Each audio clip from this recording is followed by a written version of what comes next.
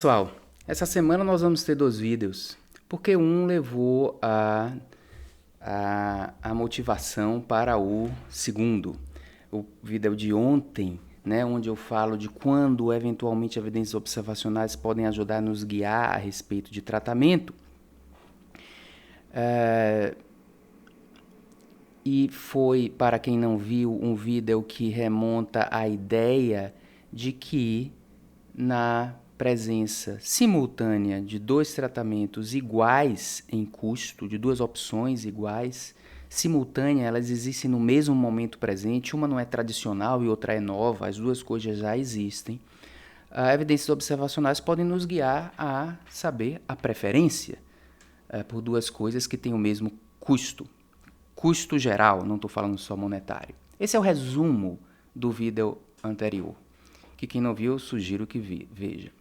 Mas um colega me trouxe um questionamento, mas puxa, tudo bem, mas não preciso demonstrar a eficácia dessas 2 coisas que você está dizendo que estão disponíveis? E aí me veio a ideia de criar esse segundo vídeo, que ele é importante para a gente entender o ecossistema em que a gente vive na atualidade, que é um ecossistema que existe regulação de drogas, ok? E aí eu vou me referir mais às drogas, porque devices tem alguma variação nas coisas que eu estou falando. Mas, em termos de droga, se existe uma droga aprovada pela Anvisa, ou uma droga aprovada pelo FDA, ou pela agência europeia, ou pela agência japonesa de regulação de droga, é porque essa droga é eficaz. Ela tem eficácia. Ela tem eficácia intrínseca. Não é eficácia comparativa. Para a regulação, não é necessário que haja uma eficácia comparativa. Eu diga, essa droga ela é melhor do que a tradicional, porque regulação não é decisão médica. O que uma agência tem a obrigação de fazer é mostrar que a coisa não é tóxica, não tem toxicidade proibitiva ou algo assim. Então, existe avaliação nesse sentido. E existe também uma avaliação de que é necessário dizer que se isso aqui é um analgésico, eu preciso comprovação de que ele diminui a dor ajustando para o efeito placebo. Ok? Portanto, as coisas que existem para a gente no mercado, elas são eficazes. A não ser que existem exceções de falha de eficácia. O anticorpo monoclonal, recentemente liberado pelo FDA para Alzheimer, é um exemplo disso. Mas, em geral, inclusive é rigorosa essa avaliação de eficácia. Mas é interessante a gente entender como foi essa história. E esse vídeo é sobre isso, a história da regulação de drogas. E, na realidade, essa história foi uma história contada pelo que aconteceu, pela evolução nos Estados Unidos, que as outras agências regulatórias vieram acompanhando, né, as decisões ali, as decisões do sistema americano. Quando eu falar FDA, na realidade, no início do século passado, não chamava FDA. O FDA, como é conhecido por todos, Food and Drug Administration, na realidade, ele foi criado assim como esse nome em 1988. Mas desde o início do século passado já existia um processo regulatório que depois ganhou o nome de agência.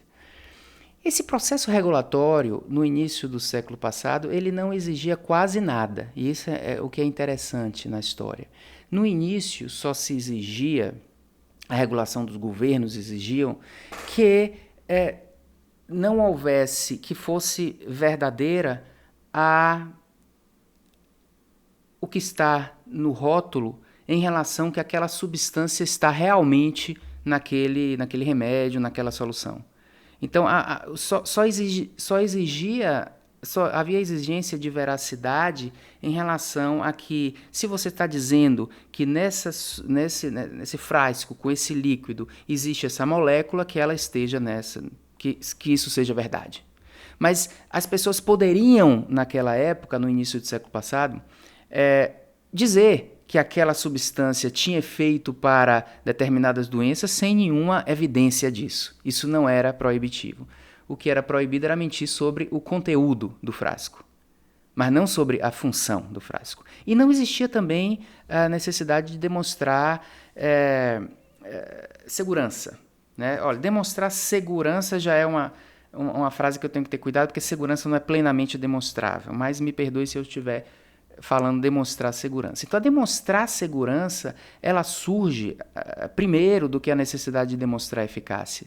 Porque o que evolui do ponto de vista regulatório é mais uma coisa que evoluiu de uma maneira reativa. Ou seja, na medida em que houve problemas, se reagiu dizendo agora vocês precisam demonstrar isso. Então, os problemas são os problemas realmente de segurança. Então, o marco realmente foi em 1937, quando nos Estados Unidos ocorreu 100 mortes pelo elixir de sulfanilamida, né? O diluente era um tipo de álcool, era nefrotóxico.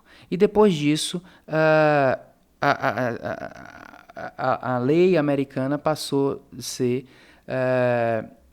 uma lei que exigiu a comprovação de segurança para a aprovação de novas drogas. Realmente passou-se anos só com o paradigma, então, da segurança, né? E o paradigma da necessidade de comprovação de eficácia veio em 1962, quando se colocou realmente uma lei que, para novas drogas, havia necessidade de comprovar a eficácia. Então, sim, é verdade, isso evoluiu de uma maneira ganhando mais rigor também. Inclusive, como demonstrar eficácia, você tem que fazer assim ou assado, né? Esse rigor chega ao ponto de que você precisa de 2 ensaios clínicos randomizados para demonstrar a eficácia, salvo as exceções, as situações de uma liberação acelerada, que você precisaria um ensaio clínico. Mas existe um rigor, inclusive, que foi ganhando, que foi se aprimorando ao longo do tempo em relação à necessidade de comprovação de eficácia. Isso foi reforçado, inclusive, pela Suprema Corte Americana em 1970, algum processo lá que a Suprema Corte disse que sucesso comercial apenas não se constitui em evidência substancial de segurança e eficácia de drogas.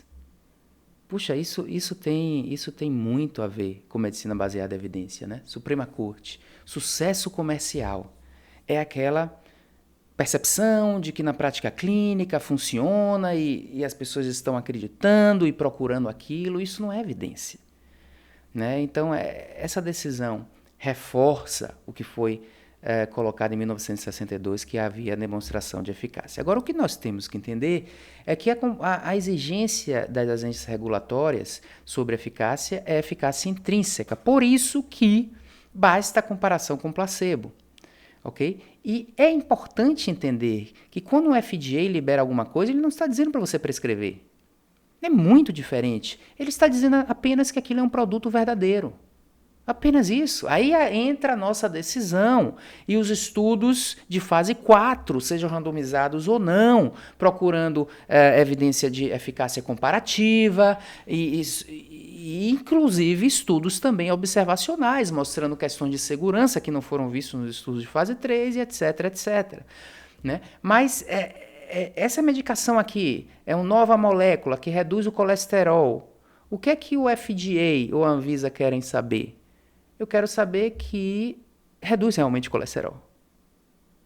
Por isso que existe a ideia do desfecho substituto, que quando é um bom desfecho substituto é aceitável. E que também, além de reduzir colesterol, ela é tolerada pelo corpo humano, em termos de toxicidade. Não podemos dizer que prova segurança, porque eventos raros não conseguem ser comprovados como ausentes em ensaios clínicos de fase 3.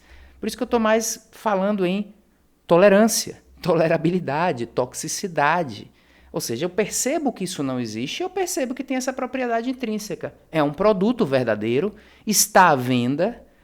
E pense agora, médico, se você vai prescrever ou não. Aí o médico precisa de mais evidências. Portanto, gente, quando eu falei no vídeo passado que eu tenho 2 opções iguais, são 2 opções que coexistem. Não é uma tradicional e uma nova que está tentando chegar no mercado. Coexistem. E que elas têm eficácia comprovada. Eficácia intrínseca comprovada porque elas existem no mercado, a não ser que sejam exceções de erros. Mas quando um antibiótico existe no mercado, eu dei o exemplo de antibiótico ontem, a ação microbiológica daquilo ali foi bem comprovada. É rigoroso. A cada 5.000 moléculas que são inventadas, apenas uma vinga no processo de validação científica. É rigoroso isso. A cada 5.000, apenas 5 vão para estudos em seres humanos. E das 5 que vão para estudos em seres humanos, fase 1, 2, 3, apenas uma é aprovada. Baseado na comprovação de, no caso do antibiótico, como o conceito antibiótico já é bem comprovado como benefício clínico e também a ação microbiológica já é bem comprovado como desfecho substituto, é suficiente para a gente dizer isso realmente é um antibiótico, está aqui. Então eu posso ter 2 antibióticos, né? Ciprofloxacina e amoxicilina. Ok, lá, estão lá. Eles têm uma ação semelhante para tal bactéria, para tal infecção, vou prescrever qual? O custo é igual. Puxa, pode ser que tenha uma evidência observacional aqui, mostrando que com cipro já está havendo mais resistência bacteriana. Isso é evidência observacional, gente. E vai me guiar a dizer, eu vou preferir a outra. Não sei também quanto a outra. Não sei até que ponto esse exemplo está tão bom assim para os microbiologistas, ok? Sempre que a gente dá exemplo, a gente pode cair, mas entendam como exemplo de uma maneira geral. Veja que quando você diz resistência bacteriana, é observacional. E é isso que eu quero dizer. Porque eu não estou tentando substituir uma tecnologia por outra nova que tem maior custo, ou que pode ser mais invasiva, ou que tem um ônus da prova. Tratamento analgésico, que é o exemplo que eu dei ontem. Tenho 2 analgésicos iguais, mas evidências observacionais mostram que um, no longo prazo, vicia. Ah, não vou mais prescrever esse não. É observacional. Nem comparativo é. Mas eu tenho dado observacional. Eu vou preferir esse aqui.